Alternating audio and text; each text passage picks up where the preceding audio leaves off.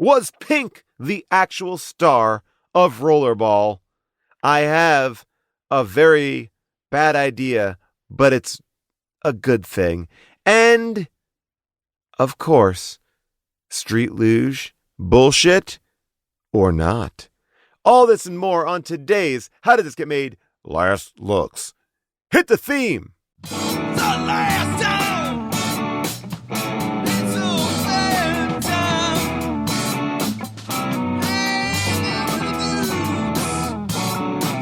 It's the last looks. Oh, last looks. Jonathan! Hello, all you hockey players turned street losers turned rollerballers. I'm your host, Paul Scheer, and welcome to How Did This Get Made? Last Looks, where you, the listener, get to voice your issues on Rollerball. Later in the show, Jason and I will chat with Moshe Kasher. You know him as a How Did This Get Made all-star, great guest on the show, and he has a brand new book called Subculture Vulture. It is a great read. I'm in the middle of it right now, and if you read his first book, you will know that Moshe delivers. He is brilliant.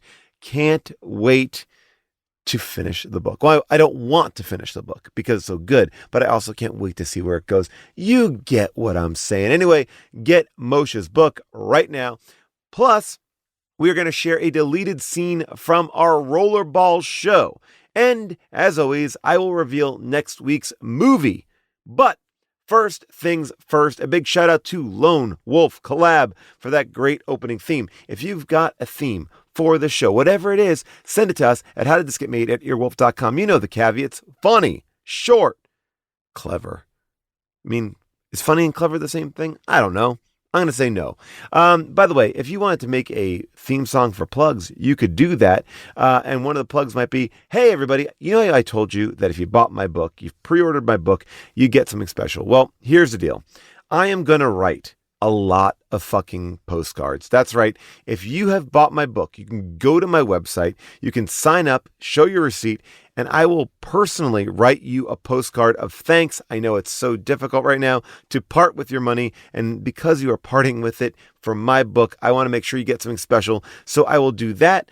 And if you don't feel like giving your address, that's fine, because I'm also opening up a special part of my website. It's called Paul's Secret Scrapbook that you will have access to and no one else will. So why am I doing this? Because I really do appreciate you all pre-ordering my book. The response so far has been amazing.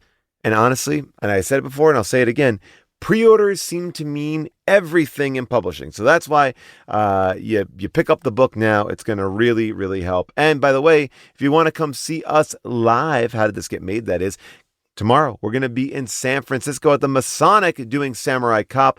We're also going to be in Europe. And if you have any friends in Belfast, tell them about the show. Go to hdtgm.com to find out more.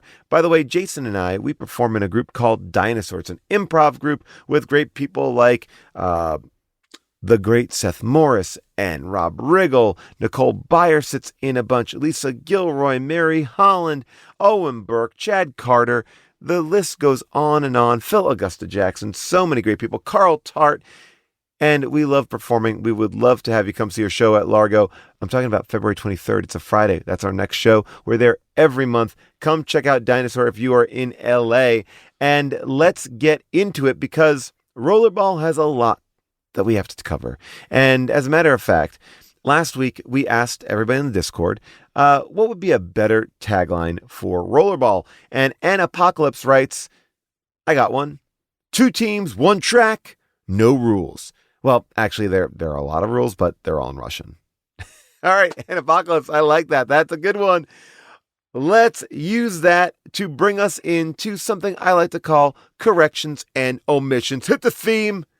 Corrections and omissions, we ain't rocket scienticians. A swing and a miss, now somebody's pissed. We took a crack, but it weren't a fact. Now the fans are gonna yell at us. Corrections and omissions. That's right, people. It is now your chance to set us straight. Fact check us if you will. And I am going to fact check Damian Gentry as being the author of that amazing Corrections and Omissions song. That's how you do it, Damon. Thank you for that. Let's get into street luging. Elaine Smith writes, okay, the street luge scene is complete bullshit. Boom. Why is it bullshit, Elaine? Well, she says, for the singular idea that the route taken from Christmas Tree Point in Twin Peaks to the finish line, supposedly at Rincon Hill near the Bay Bridge, would be downhill all the way. Okay, and your point? Well, San Francisco is comprised of many hilly neighborhoods going down and up. So in essence, the momentum created going downhill would be lost when the lugers inevitably hit an uphill street. Okay. So I guess what you're saying is you would never, like, so even, well, can't you just get, I think you could. I mean, that's the reason. The whole reason is that.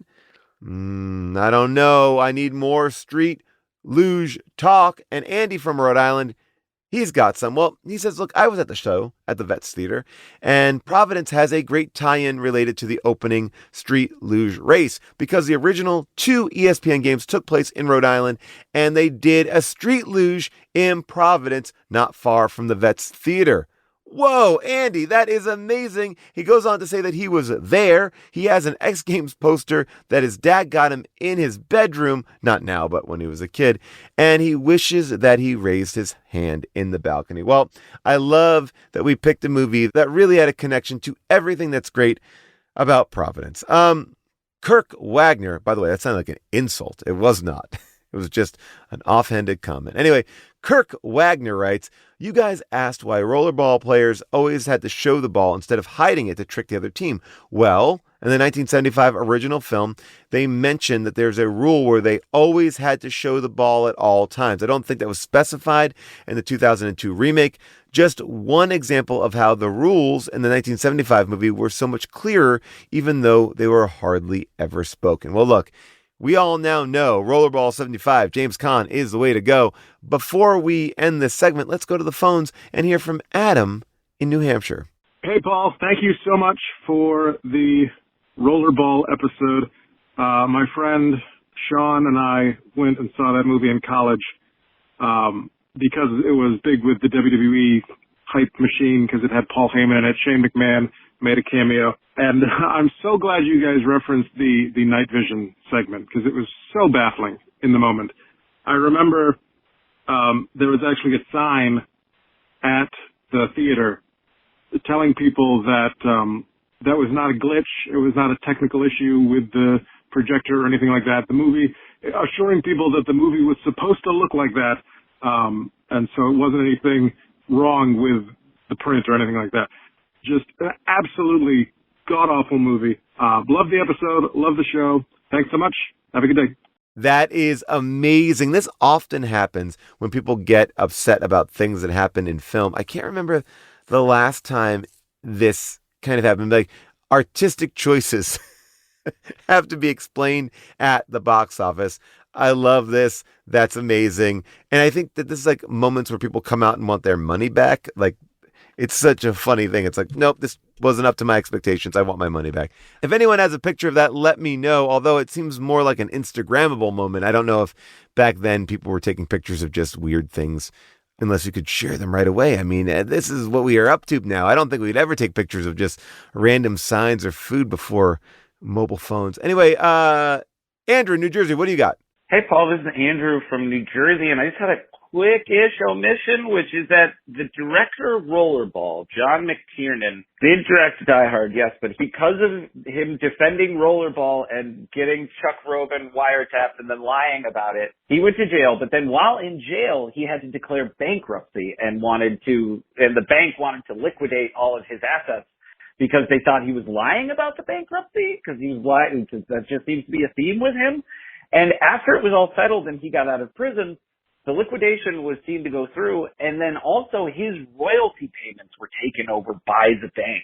So because he lied about this awful, terrible movie that he made and fought to get it out there, he no longer gets money for Die Hard. I just thought that was a pretty fitting punishment. You make a terrible action movie, you no longer get the benefit from your good action movie. Also, he wanted, one of his defenses to the bank was trying to say that he was going to make a Top Gun-like movie with John Travolta, which never materialized. Thanks, Paul. What? I did not realize that. Holy shit. Could you imagine the amount of money that is? That truly is wild. Well, I mean, that's what you get. Back to the Discord. That was really rough of me, right? That's what you get. I'm doing a lot of asides today. Dr. Guts 1003 writes, John McTiernan may know how to shoot an action scene, but he seemingly knows nothing about how to shoot athletic competitions. I mean, how do you show that many rollerball games and never once show what the scoring is during those games? Yeah, it really was bizarre. I didn't even think there was scoring, to be honest. It just looked like a roller derby. I bet you he didn't even understand what it was.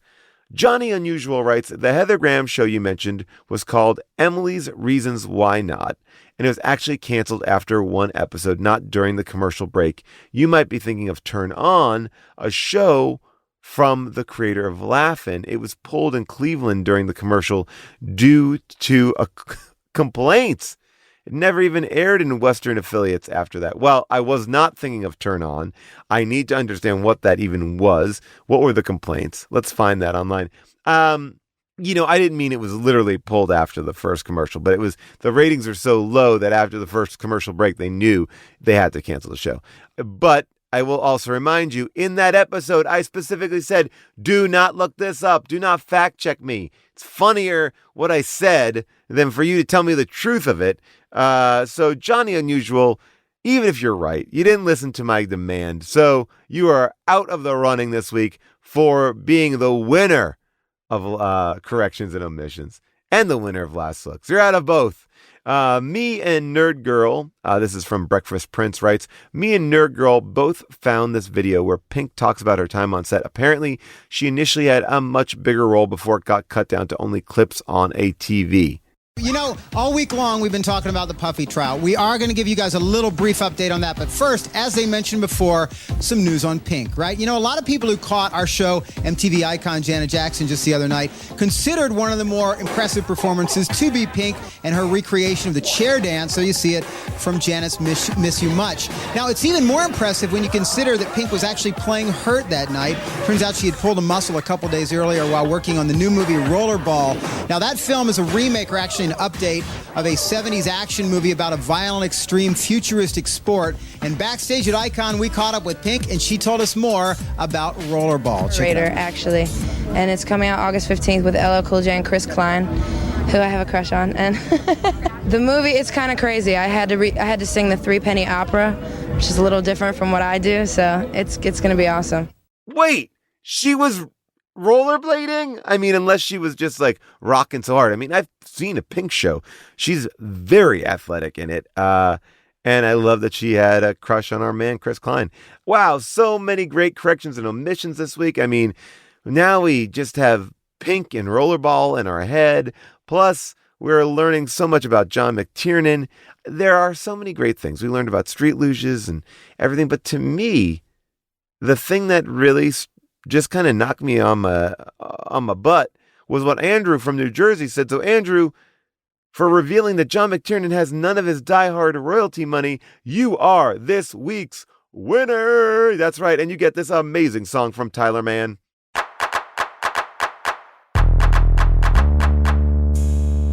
Fuck. You win. That's right. Thank you, Tyler Mann, for that song.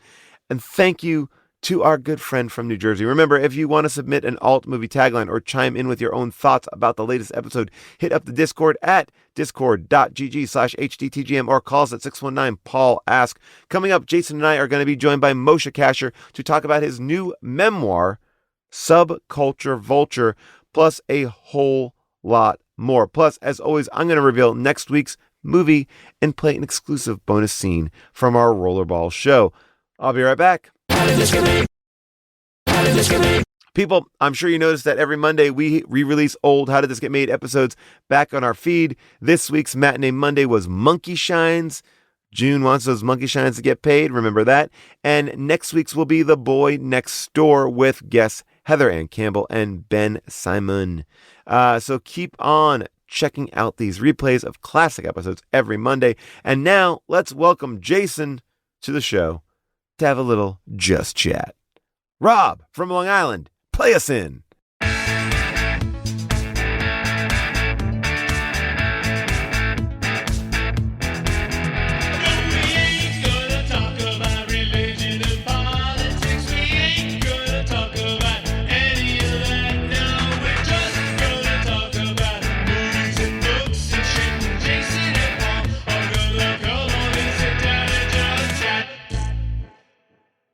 Jason, we got a special guest on the show today. I'm very excited. I'm thrilled. An all-star, a pal. Yes, I'm excited.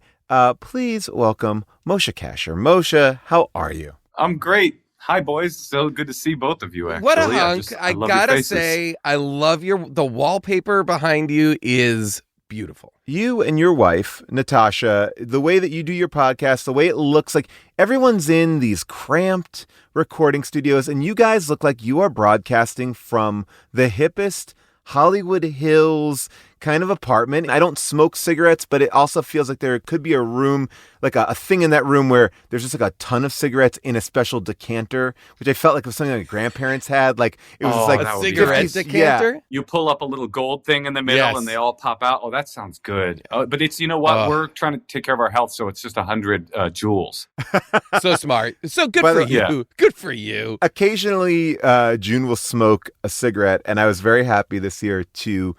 We decorate our house we go all out during Christmas. And I got June this, it's a Santa Claus, and he's in a little barrel, and he's shirtless.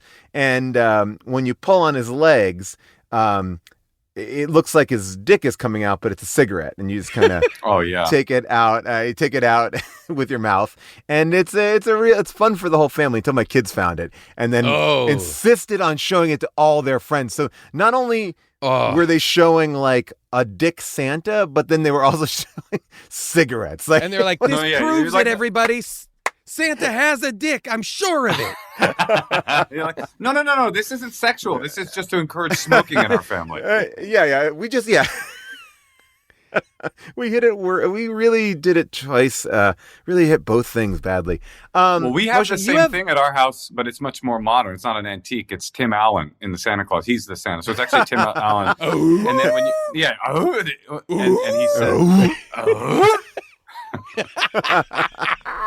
Now, That's the best. That's the best of the three. we are trying to compete with Bitch Sesh. So do you want to throw any shade at Tim Allen?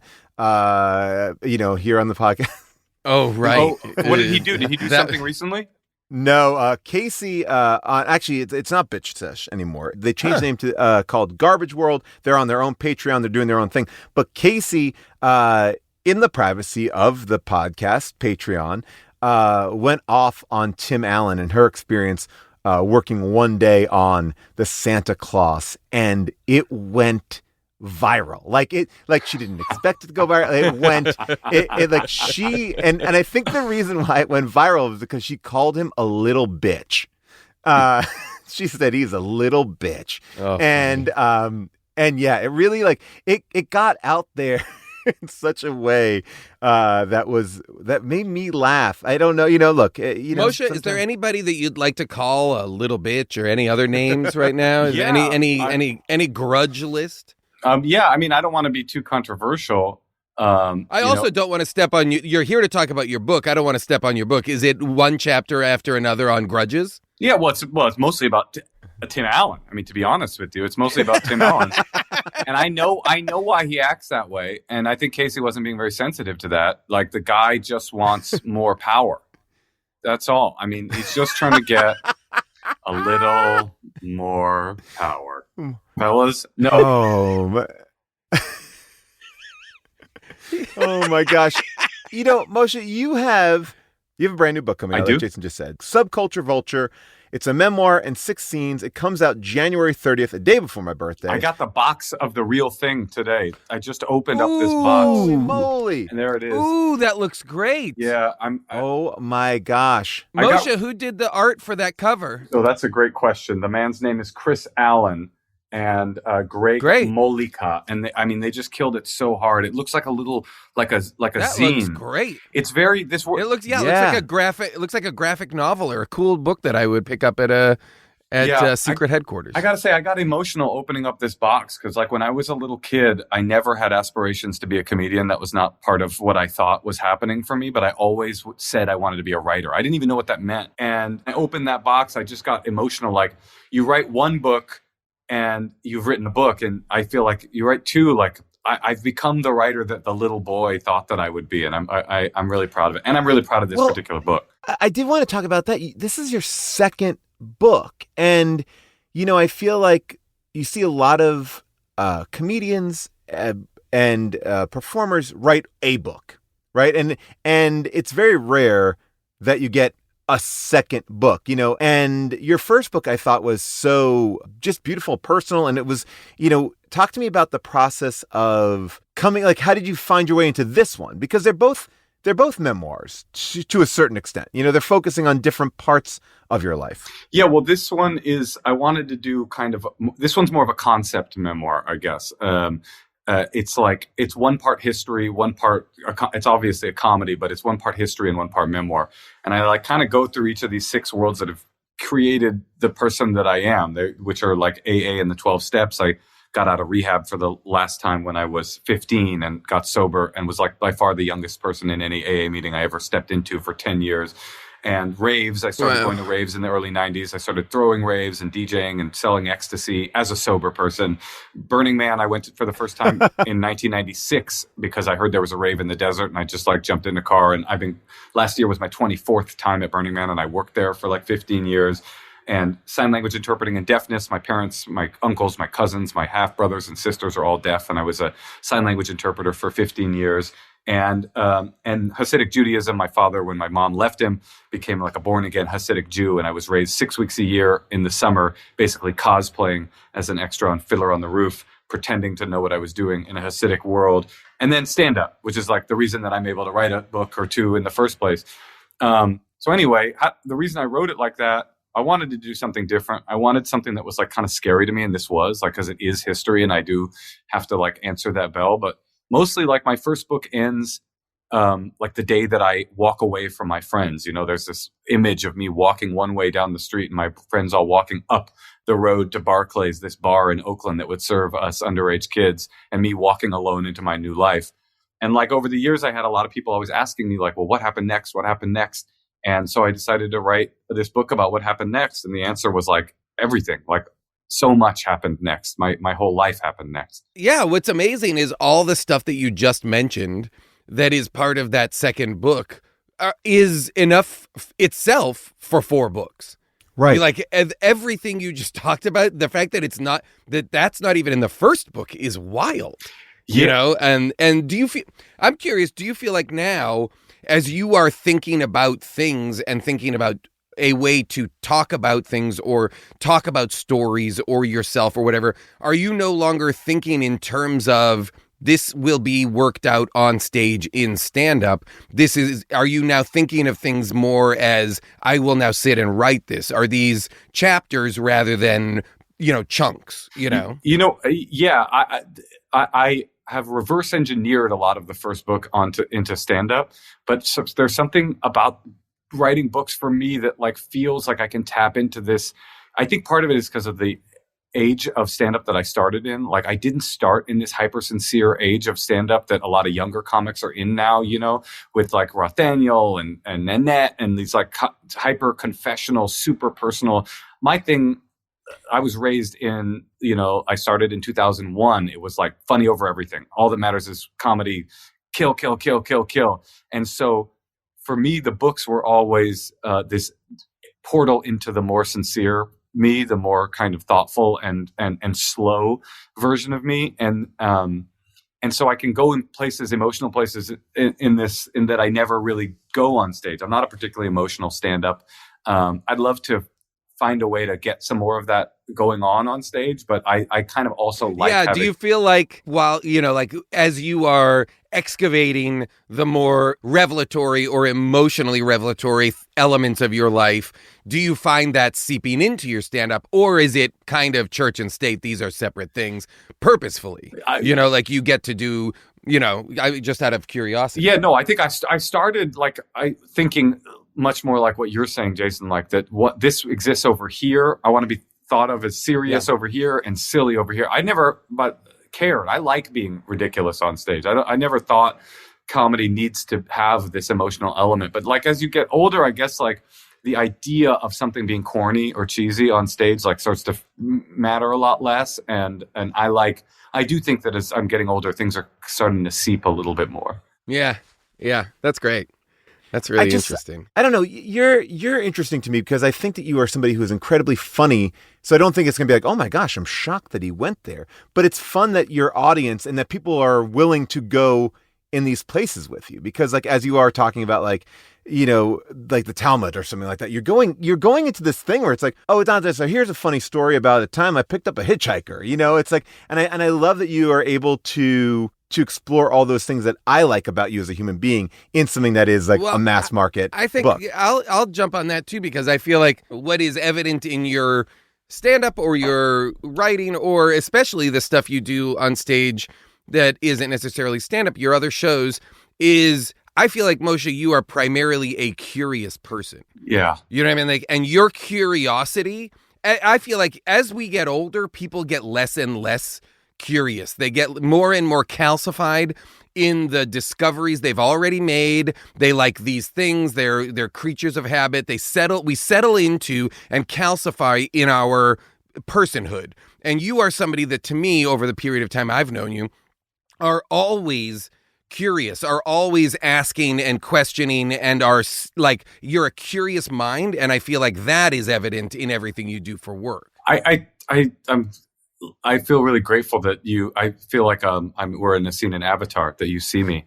But I really do feel that way. Like I love people. And I think that's why like on stage, what I love to do is crowd work the most, because I really genuinely love the like discovery of who's sitting in an audience, I love, and I think that that's because of the way that I was raised. Like I was raised in a world where I was an outsider in kind of every universe. I felt like painfully outside. Like I was not deaf, but I was raised in a deaf world. I was, a white kid raised in Oakland public schools. I was a kid that didn't know how to read Hebrew, but I was going to literally the most religious Jewish neighborhoods in the world. I mean, people in my neighborhood in Brooklyn, the kids spoke Yiddish as a first language. They had Eastern European accents and they were third generation American. Like I just felt this like a cute, there's a good story from the book, I'll tell you.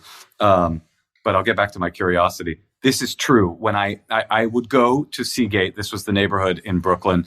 I say, if you don't know how to get to Seagate, you basically take the F train to the last possible stop. You get off, walk past Coney Island, past the projects, past the people of color, through a gate, through a time portal to pre-Nazi Europe, and then you will arrive in Seagate. I didn't know Hebrew. Wow. I don't know the Hebrew alphabet, and they're speaking Yiddish. And I just like, the dodgeball games in that neighborhood used to be the ultra-Orthodox kids versus the actually really religious kids. Like the ultra-Orthodox kids were like the secular, like weird, edgy kids. And then we would play against the like long side-locked, like Yiddish speakers. So it's getting towards my bar mitzvah, and I'm drowning. I mean, I'm drowning in this world. I'm only a Jew 6 weeks a year. The rest of the year, I'm literally a secular public school kid listening to gangster rap in Oakland. And then I fly to the old country and go like, just pretend that I know what I'm doing. And a local rabbi saw that I was struggling. And he said to my dad, he's like, give him to me on Wednesdays or Thursday, whatever day it was, and I'll take him and I'll teach him how to read Hebrew in preparation for his bar mitzvah. And this was like early 90s, late 80s, so you could ask for some alone time with a child and they'd be handed over, no questions asked, right? So I start going to his house Wednesday afternoons, and I'm struggling. Like I can't get it. I just can't get it. And he goes, don't worry, man. He goes, Shmuley. And he pulls his oldest son in, and he's like, Shmuley, say the English alphabet. And Shmuley's like, probably 14 years old. And he goes, oh no. He goes, A, B, C, G. And then the rabbi like slaps me on the back and he's like, see, he is stupid in English. You are stupid in Hebrew. Everybody's stupid. So this wow. Anyway, this is the universe I was raised in. And I think that like, that's why that kind of painful aloneness is why when a kid at my school said, hey, what are you doing, man? He saw me shoplift a pack of cigarettes. And he goes, hey, speaking of cigarettes coming out of Santa's cock, he goes, come to the back of the school and smoke cigarettes with us back there. And when I found those kids at the back of the school behind the portable, I was just like, secret power unlocked, right? Like people have secrets for me that can give me my superpower. And then that very quickly fell apart into like full chaos. And my journey at that point became like, well, how do I go sort of stomp through the world and find out what secrets there are out there that will make me feel that kind of feeling again? So that curiosity like started when I was super young. Like I went to a rave by myself. I didn't know anything about raves, but I thought maybe there was some secret in there for me. I went to Burning Man just having heard a rumor of something crazy and I decided to go. I got on stage, never having thought I would be a stand-up. It's like all of these things dragged me from world to world. And once in a while I would see a world where I felt like, when you walk in, you have an experience where you turn around, you go, oh my God, the whole world has changed in an instant. Like I'm in a different universe. And that's what I found through being curious. So yeah, it's all about people. Yeah. I love this. All about experiential learning. Yeah. What you're talking about is exposure and experience as a way to grow, learn, discover. That's incredible. Now, there's also an audiobook in this. So you can get it any which way you want this book. You can get a hardcover. You can get an ebook. You can get an audiobook. Now, I have been trudging through, happily enjoying the 48-hour audio version of Barbra Streisand's book. 48 hours it's a long time to get through, and I'm enjoying the hell out of it. But I take breaks. I do sometimes a week or two break, and I come back to Barbra. Now, she clearly is improvising, and I typed it in on my engine and search engine, and it came back that, yeah, like her audiobook is totally different because she just kind of starts like meandering, and you could tell because she'll be like, yeah, my dentist, now where did he... I believe it was on Varick Street.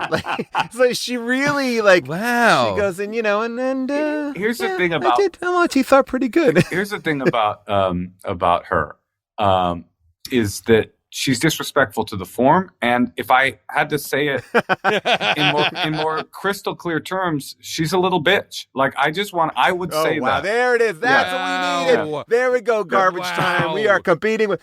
But when you did your audiobook, is there anything special in it? Anything that we can be on the lookout for? Is it just we were talking about this off mic. The Burning Man chapter. I was writing this sort of love letter to 25 years spent at Burning Man, and having watched it go in 1996 when I went for the first time, it was fucking wild. I mean, it was insane and it was dangerous. It was literally very dangerous. Before the gates opened in 96, someone had died. He got his head cut basically off playing a game of chicken on a motorcycle. And God. And there were drive-by shooting ranges, and they were setting buildings on fire right on the raw playa. People were fucking in the dirt, and it was scary and dangerous. And I went there thinking, oh, there's a rave in the desert, and got there and go, I don't know what this is, but this is not a rave. This is something different, subversive, meaningful, but terrifying. And a big part of my history of Burning Man is the big story that people say about Burning Man, which is that it's like in this slow creep towards irrelevance and jumping the shark. And in some ways, I think that's true, and in some ways, I think that's really overstated. But then this year, we had the big crazy like apocalypse, and it was crazy. I had everybody. There was all these stories about everybody getting stuck at Burning Man. Yeah. And Chris Rock had to walk miles in the mud. He got in a back of a van like, apocalyptic reporting. But right, it's Chris Rock and like the real apocalypse that we've always envisioned. It's Chris Rock and Diplo trudging through the desert to get to a private plane to a DJ gig in DC. But and when we were in that, I was getting texts and tweets, and then I remember reading the headline on CNN, but Joe Biden has been briefed on the situation at Burning Man. I go, okay, I'm in a fake news story. I'm inside of a fake news story, because inside the event, people were having the fucking time of their lives. And because cool. I can say it like this. A comment. I know that people think Burning Man's lame and people love to hate it. I get that. And I get why, actually. But, there was this, I would say, God level of Schadenfreude happening when the mud came. Everybody's just like, oh, finally, they're suffering. And this woman in my comments said, I love to see the suffering of rich people cosplaying as poor people, which I thought was a funny slam, a good roast, but wrong, because Burning Man people are not rich people cosplaying as poor people. They are weak people cosplaying as survivalists. And so there was nothing that was more justifying and just bringing them happiness than a minor weather event where they could put to the task all of these things they thought they've learned over the years at Burning Man. People were in revelry. They were celebrating on a level that was, it was orgasmic and ecstatic, because what was cool about it was that Burning Man, a lot like all of these things, because each one of these worlds is it's a history too. I literally started at the beginning, and each one of these worlds started one place, and then everything kind of became this other thing. Comedy too, now it's like TikTok and crowd work clips, and it used to be your in between acts on vaudeville, a talking horse would come out. You would just tell jokes while they clean the horse shit, right? So Burning Man has changed in this way that is for the worse a lot. But all of a sudden, there was an act of God that came in and turned Burning Man from this digital thing to an analog thing all of a sudden out of the heavens. And all of a sudden I felt like I was in 1996 again. All of a sudden there were no cars and there were no lasers, and it was just whatever kind of thing you could experience in the mud. So I wrote about that. I thought, this really this finishes the thought experiment that I've been having about Burning Man and about myself aging there and what it means to me. And I went to my editor and I said, I think people want to know this, and it was too late to put it in the written book, but we recorded it for the audiobook. So that segment is in the audiobook. Oh, that's amazing. Superior. That's so interesting to me. The idea of both I don't know if this is the right word, but the gentrification of Burning Man over the, it is a gentrification. Yeah. You know what I mean? It's gone from what you're describing, kind of grungy in the desert, rave cool adjacent.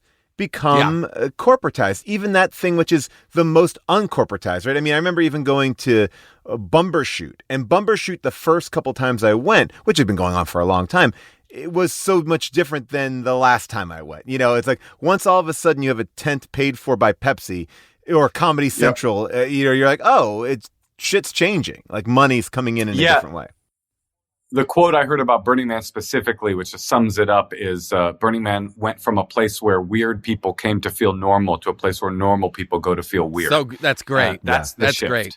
And I wonder if part of that is sped up by its adjacency to Silicon Valley and everything that's happening in Northern California. Is it just if Burning Man had been located in Vermont all this time, would this be happening? You know what I mean? Well, that I actually talk about that specific shift, because a lot of times what people think happened to Burning Man is that Silicon Valley invaded it, turned it into a place for a corporate retreat center where, Trust Falls at Tony Robbins Center turned into threesomes with Russian sex workers on coke on an art car as your corporate retreat. That's what happened, right? They infiltrated and ruined Burning Man. But the real story is more complicated than that, which is that Burning Man, it's not that tech ruined Burning Man. It's that tech ruined itself. Right. Tech was always at Burning Man. Okay. From the very beginning. And always. And it used to be, I'm sure you guys remember, like, being an internet person in the 90s, you were a member of a subculture. It was a the counterculture. It Yes, was you're weird. absolutely It was right. Yes. You were like a freak. You had a shaved head, and you looked like Angelina Jolie in Hackers. Like, that's who you were.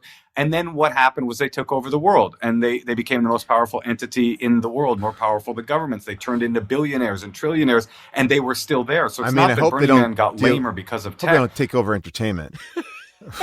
Okay. No, I mean, they would never. God. They would never. That's not something they're even interested in doing. Yeah. But but I think that's a good analogy. Like, you see, like, the techification of the entertainment industry. It's not that they've arrived. Yes. It's that they've swallowed the culture whole.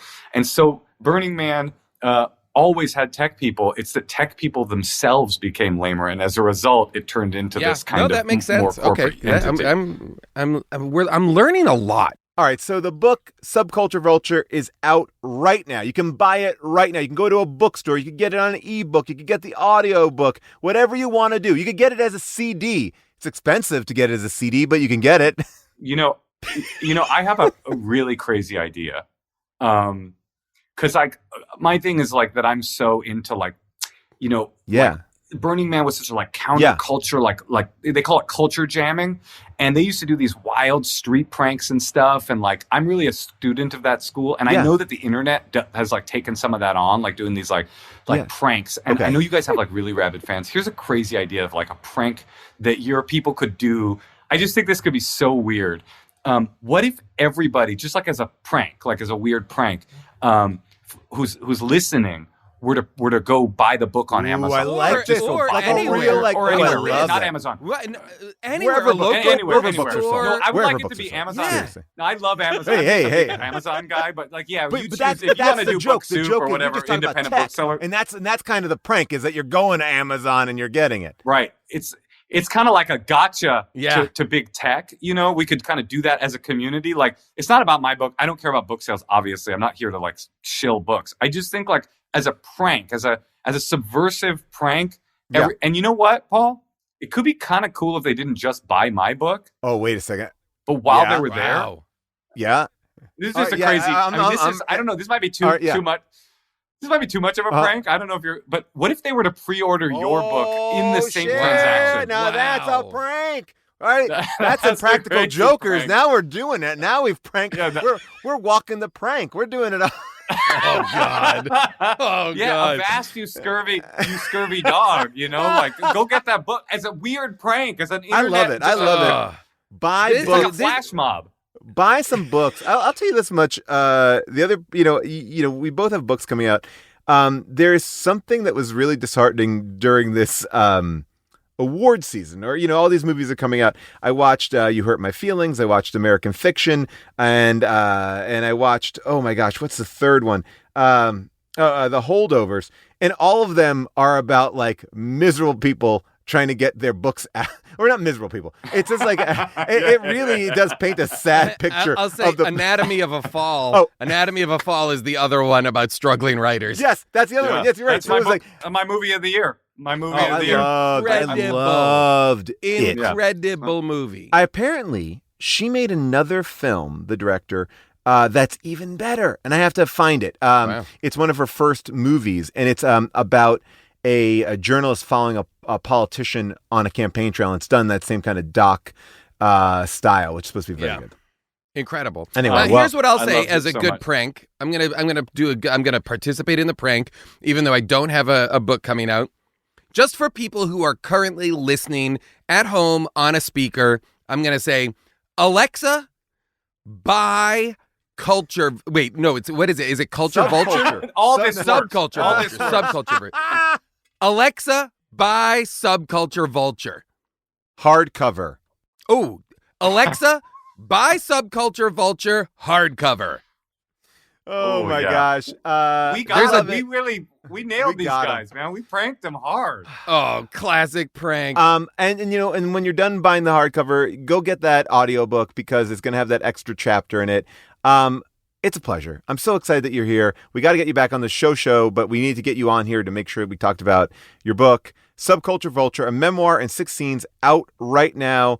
Buy it and be part of the world's best prank, Moshe, it's been a pleasure to have you. We will talk to you soon. My pleasure. Thank you for having me, guys. Thank you, Moshe. His book is Subculture Vulture. We're going to have a deleted scene in just a second from a Rollerball episode.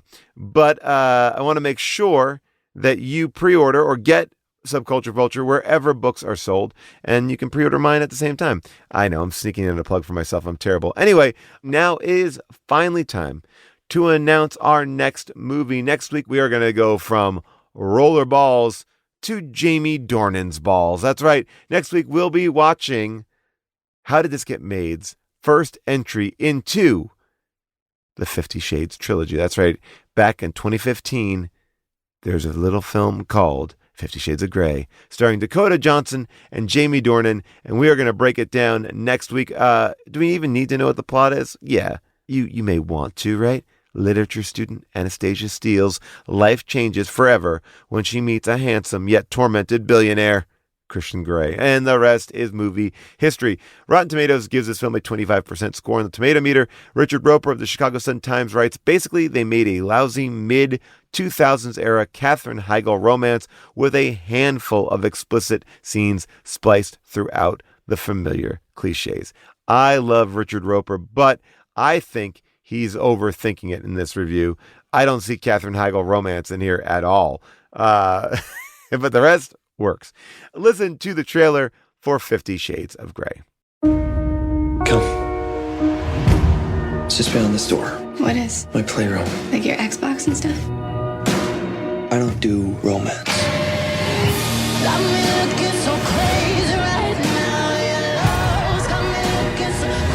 Ain't you turning it up a notch? You could say that.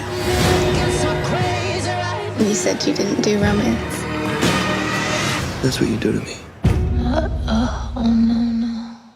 You can currently stream 50 Shades of Grey for free on Max. You can rent it on Apple, Amazon, YouTube, or Google Play. But remember, go to your local public library because you can also get it from there. Now, we are almost at the end of this episode. But before we go, check out this bonus scene from our Rollerball show where we talk about the cast of the movie doing a promotional tie-in with some WWF pro wrestlers.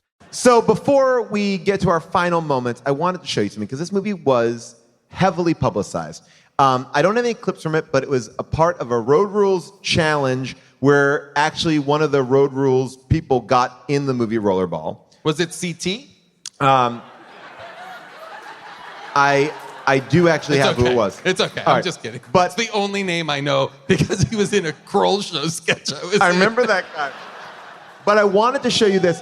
Beth, can you show the lunchroom scene? Okay, because one of the things, this is the WWF, one of the things this movie had was a tie-in to the WWF. And I want to show you... That's awesome. This scene with the cast and professional wrestlers. It's amazing. Hey man, February 8th Rollerball, you guys gonna have one hell of an opening to move it. Hey, I tell you what, Mr. Barry, you have all the beer you want. You ain't gotta worry about us taking advantage of you or anything like that. I'm not just worried about that, so you got what? I'm worried about that. Yo, hey man, I don't recall your ass being invited. You got the hell off me, man. Don't you ever touch me, sucker. Ever touch me. I came here to talk to somebody. I came to talk to you. Yeah. I want to know why I wasn't invited to the premiere Rollerball and these two suckers were. Don't you know who I am? I'm Booker T. 5-time. 5-time WCW champion. The same man who kicked Triple H's ass on Raw single-handedly. You know, and I want to know why I didn't get a part of this movie. I want to know why I'm not the lead man in this damn movie. Lead man? Yeah, that's right. You're not the lead man in the movie because there was no scene in the movie where somebody gets their ass kicked in a grocery store. Yeah. You did get your ass kicked in that grocery store. Lettuce, apples flying all in your hair. Just say that. I tell you what. I want you. And I want you to lace them up. I'm gonna find their partner. Why put that lamp show there? your punk ass who the real star is around this mud. Sucker. Yeah. It's on. I love that he's mad that he was not invited to the premiere of Is that what he was Rollerball. saying? And then also mad that he wasn't in the movie. He has double complaints. But then after the movie came out, there was another thing where he came in and was like, thank you for not putting me in the movie role. Well, and the other that clip was my bad. I did not enjoy it. And the other I'm not clip, fooling. the clip that we could not find is LL Cool J on Conan O'Brien, where he goes, "Yeah, that movie sucked, but I gotta promote it. That's why I was on your show." Amazing. I did love that they're all smoking cigars, but just like sitting around, like pantomiming smoke. They have big cigars, like they're on the Joe Rogan podcast. Oh my gosh, I love pro wrestling tie-ins. And you know what? I also love coming to an end. And that's what's happening right now. Please rate and review the show. It helps. If you listen on Apple Podcasts, make sure you are following us everywhere on social media at HDTGM. Thank you to our producers, Scott Sonny and Molly Reynolds, our movie picking producer, Avril Halley, our associate producer, Jess Cisneros, and our engineers, Casey Holford and Rich Garcia. We will see you next week for 50 Shades of Grey.